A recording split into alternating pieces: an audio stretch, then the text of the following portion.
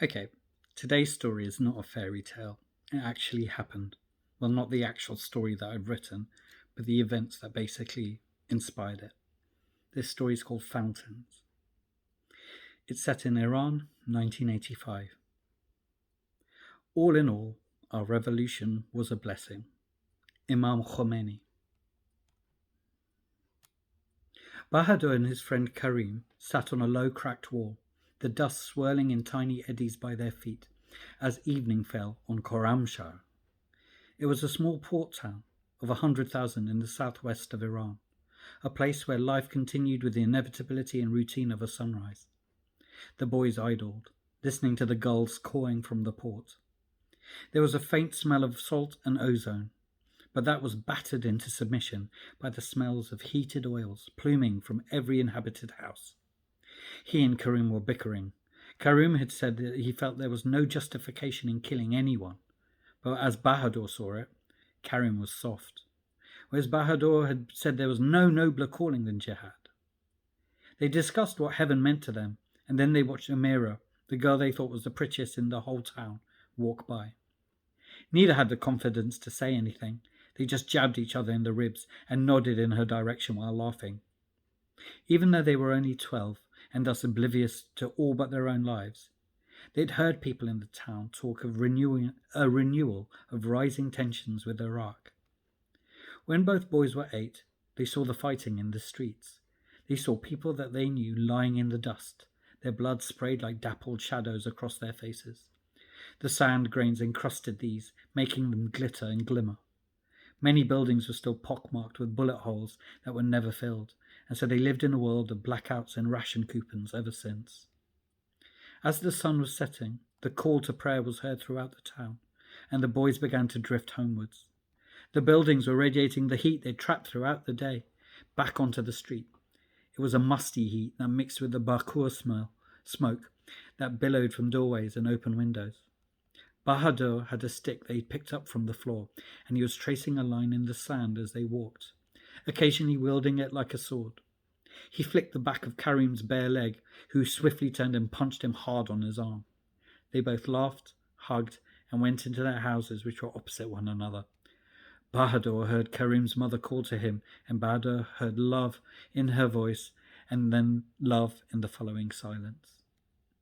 The road they lived on was narrow, and many of the shops that used to throng with customers, especially at the weekend, were empty. Their windows broken, gaps in the wall where the mortars had torn through, chairs and other furniture heaped upon one another, all of them broken. Corrugated iron roofs were warped with sinuous waves, with rust holes filigreeing the edges. Bahadur stepped into his house, calling for his mother. "Ma!" he cried, rubbing the palm against the sole of his feet, brushing the dust off them and onto his mother's tiled floor. "Ma!" he cried again. She came out of a doorway, silhouetted in the dim light of their house. He ran to her and embraced her, nuzzling himself into her. She smelt of pomegranate and patchouli, sweet and spicy. She ran her head through his mop of thick, black, curly hair, and she could feel the small grains of sand against her palm. Her boy was all she had of her husband, her life before the bombs and the darkness. He reminded her of him, the speed at which he rose to anger, his explosiveness when he contradicted an inherent gentleness. She couldn't think of a God who would allow a child to be raised in such an environment, but then God had left the Middle East when the people murdered his son. She looked at the picture of her husband on the wall, a martyr in the jihad to defend his family, a man whose honor had led her to continuing misery. She drew Bahadur closer to her. He wriggled, wanting to break free. She cupped his face, turning it to hers. Bahadur's eyes smiled at her, the light from behind almost making her faceless, but even in the gloom, her love for him shone like a bomb. They ate in silence, both their lives diminished by living under the long shadow of war. The silence was often rudely punctuated by gunfire cracks in the distance, or the low thud and thunder of bombs dropping. Whether it was the sound playing tricks, or if it was the fear, but they always felt like they were getting closer. An inextricable march to their own demise, when they would be turned from solid to liquid to a memory. Khuzaima came the next day to their house, a fat, hairy man stuffed into a shirt that was too small for him. Patches of sweat spilled from under his arms, and behind the smell of oud and musk you could smell him. A sulphurous odour, as if he was an emissary from the damned place, and in Fatima's eyes he was a jinn, a demon come for her son. In Kuzamir's hand he held his orders, to recruit as many young men and boys to the Iranian cause and to fight the invaders. He showed his military credentials to Fatima, who knew immediately what was about to happen. "We've been informed by your neighbours that you have a son, a brave young man. Is he in?" he said, the words dripping with passive aggression. "I don't know. I'll go check," replied Fatima, but Kuzami grabbed her arm, yanking her to turn to him.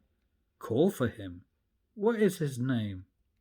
"But Bahadur," she was finally able to say. He smiled an oily grin and then shouted. "Bahadur!" he yelled 3 times until Bahadur came bounding down the stairs and slid on the smooth tiles of their hallway. Kuzaima was lit from behind, and all Bahadur saw was a shadow, broad, round, and blocking out most of the light. "Who are you?" he asked as he walked slowly towards his mother. The man let go of his mother's arm. "I have come to offer you eternal paradise," he said, "a chance for you to be part of our glorious nation's history. Do you want to be sung about long after you're gone?" "He's a little boy. Get out of my house," said Fatima, pushing his shoulder. He snorted. "Woman," he spat, "this boy is no more your son than he is the Ayatollah's son. Our Ayatollah has called for all the boys, yours included, to join the jihad against all the heathens from Iraq." The religious and national fervour that swelled in Kuzmaya began to ooze from his zealotry dropped a film over his eyes, and all he could see was the light of Allah shining across the sands. Fatima balked. She could see her son being indoctrinated. She tried so hard to prevent him from turning out to be like the other men in the town, but war was creeping ever closer, and the violence within us is seduced by a crowd. "I've lost my husband, and now you want to take my son?" Fatima responded. "Have I not given enough? How much am I expected to give?" "No one has given enough," he replied. "If all the cities and towns were burned to a cinder, if all the fields were turned to sand and dust, if all our blood drowned the sand, and no one would have ever given enough. Iran is more than land, more than blood. It is an idea, and ideas expect everything of us. Everything." Spittle flew from his mouth as he grew in excitement at his own speech. "And what have you given?" Fatima said, arms crossed in defiance. "I have given both my sons to the bullets of Iraq. Why shouldn't you? I made the first sacrifice." Fatima was cowed by his response. The idea of Armageddon is intoxicating for a young man. The idea of sacrifice is too attractive a proposition. The idea of immortality comes from lies are far too seductive for uninformed and unformed minds. Fatima saw the shroud drop in Bahadur's mind. "Do you want to be a Salah, Bahadur?" Kuzmaya said, invoking God's name to convince a child to give his life in a gift that he couldn't give. It was all that Bahadur wanted. "Yes," he said with no hesitation or resistance, and Kuzmaya grinned while Fatima collapsed like a mudslide inside. "Bahadur," she managed to say, a pleading tone in her voice. But he ignored her. He was his father's son. He was now a warrior of Allah, and his martyrdom would guarantee eternal fame in his homeland and salvation in paradise. These were the promises of the men of God. These were the blood oaths of his mouthpieces. They were holy and they were absolute. "The bus will come tomorrow after Duhur. Be ready to join the army of God." And with that, Kuzmaya left, and the light returned to the hallway. It shone on the tears coursing down each person's face. As tears of religious fervour and joy coursed down Bahadur's face, his mother's too was scoured with thick tears of sorrow. These men would not stop until they drowned the world in others' blood. Fatima sobbed from sunset to sunrise. Some were hollow, hacking, heaving sobs, tearing the pain from her and spraying it into the world. Others were silent. She wasn't alone. Other houses on the street had the same plaintive calls leaking from their windows. The next morning, Bahadur woke for the first time in his life with a purpose. He'd been given instruction on how to prepare himself, and he went about his business accordingly. When he was washed and dressed, he went to meet his mother. She was stood in the kitchen. "Ma," Bahadur said. Her shoulders were shaking up and down.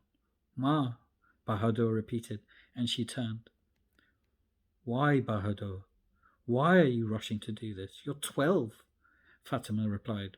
She'd gone through every argument in her head, but none she felt was strong enough to change the mind of her impetuous son. So instead she just wanted to know why. "What have I done that makes you want to run away from me?" They were the plaintive cries of a mother. "I don't want to leave you, mother, but this is an honor," Bahadur replied. "Father didn't turn his back when he was called, and I shall not either." "Your father was a man," Fatima replied. "You're a boy. He had had a family. He had had you. He'd kissed a woman. He'd had his heart broken. He'd lost people he'd loved, and he'd made someone he loved. You're a boy. You're going to die not having lived." Bahadur wasn't listening. He didn't care. "I may not have lived, but I will live forever in heaven, and I will be with Father, and then you will join us, and we will be a family again. That is why I'm rushing." They stood opposite one another. The cruelty of his volition was lost on Bahadur. They stood in silence opposite one another. The sun was already high in the sky, and Bahadur could hear their neighbours making their way to the street and to the square where they were going to be collected. "We should go, mother. We don't want to be late." And with that they left for the square. The bus that came into the square was already half full, with children fizzing with zealotry. Hands out of windows, they were waving flags, small keys around their necks, and headbands that said Sa Allah in Farsi. Fatima held on to Bahadur's shoulder as he tried desperately to rush to the bus. He looked around the square and saw Karim, but his eyes were red raw, like his mother's. In fact, every mother who encircled the bus looked drained. And this was the exact opposite of the bright-eyed Kuzumaya who stepped off the bus, which was faded yellow and green. The women began to howl. Some screamed insults at him as he handed each boy their headband and their key. "This will allow you to unlock the gates of heaven if you die in the glorious jihad," he said. And the boys took the lie into their palms, cradling them as if they were newborn children. They threaded them with a string with the reverence of a religious ritual, feeling the power of Allah would now flow through them. They went to a series of other towns, picking up more futures ready for destruction. When they finally arrived at the barracks, the glory of war gave way to reality. Injured soldiers stared blankly at the children who had been recruited. Some seemed to be searching for their own sons. The boys were taken into a large tent. The sand was coarser out in the desert, and the winds unrelenting. They scoured reality into the bare legs and arms of these children.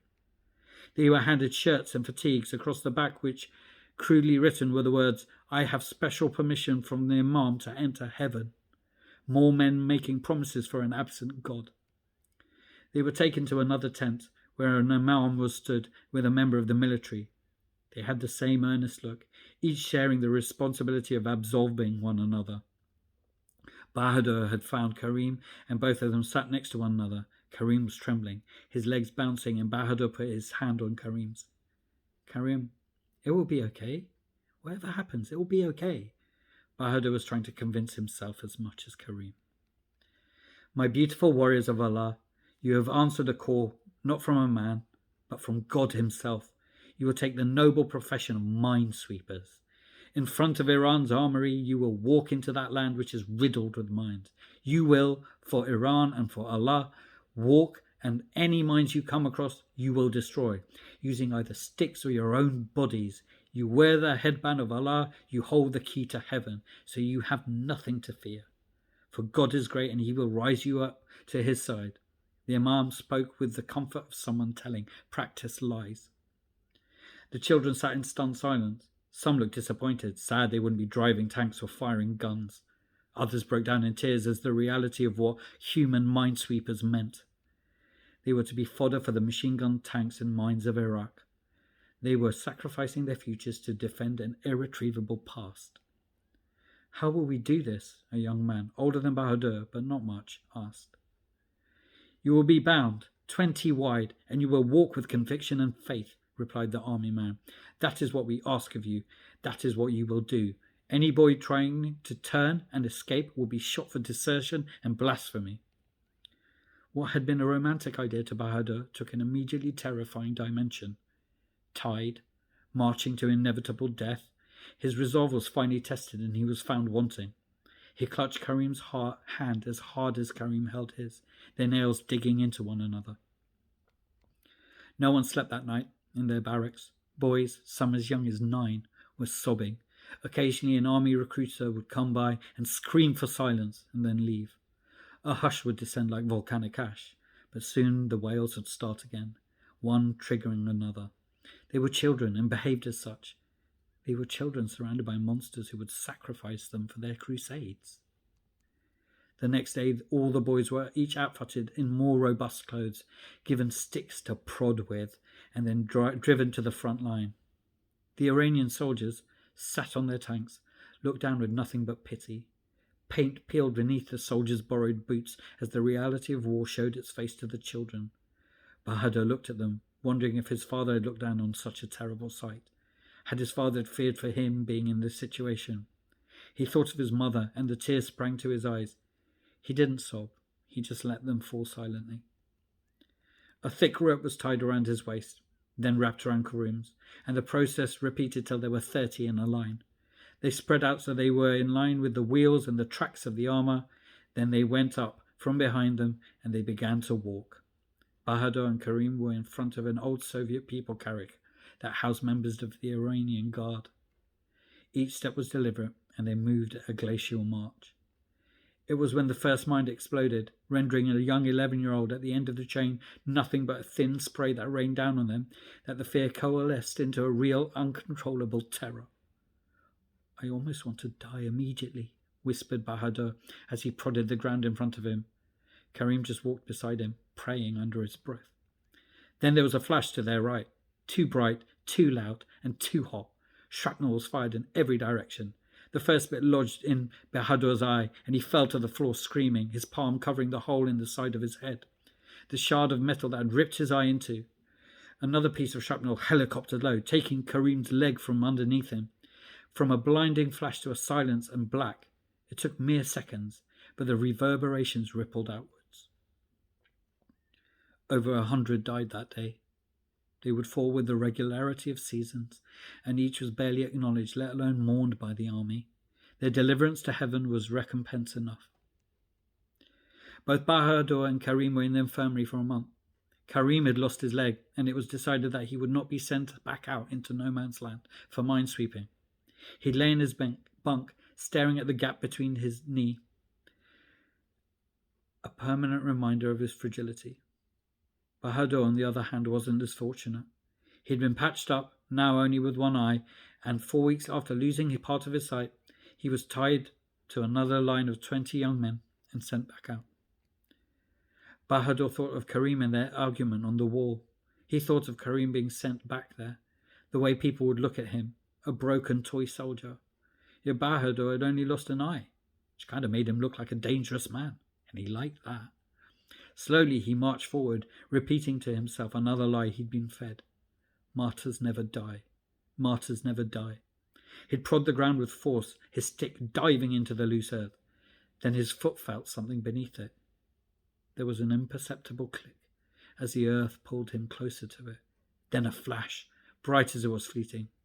Then the silence as blood rained down on the crater that had been Bahadur. He died.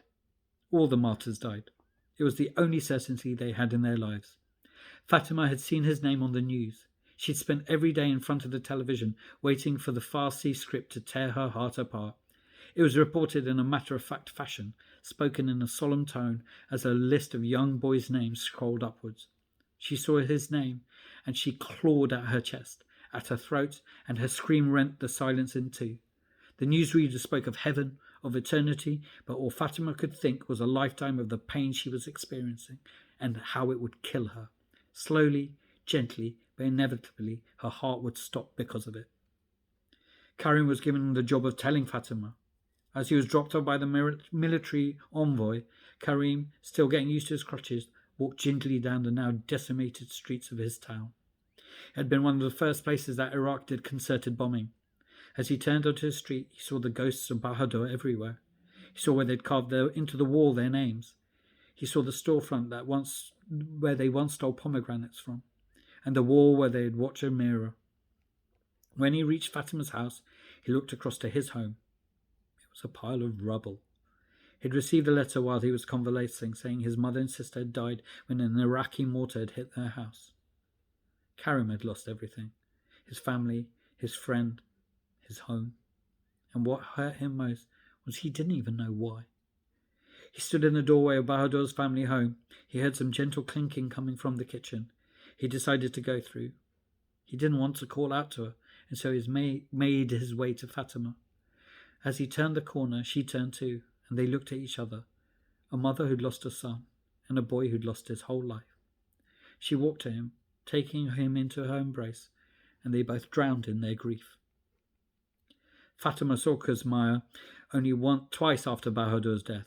She saw him come again, recruiting, but he avoided her eye like a coward. She screamed and hurled insults at him, but he continued to ignore her. The second time, it was in the background of a news report. His base of operations had been bombed, and she saw his fat, bloated corpse in the background. He was ashen, dark patches blooming through his military-issue khaki. She let a bittersweet smile crawl across her lips before her loss came crashing back in. Overall, 95,000 boys, aged 8 to 17, were sent to their deaths by the Iranian army during the 1980s. The government put up fountains whose water was stained red in honor of the martyrs. As history hardened into a collective reality, a journalist asked why they sent children to die. One Iranian military leader was quoted as saying, "Because we have such few tanks." The end.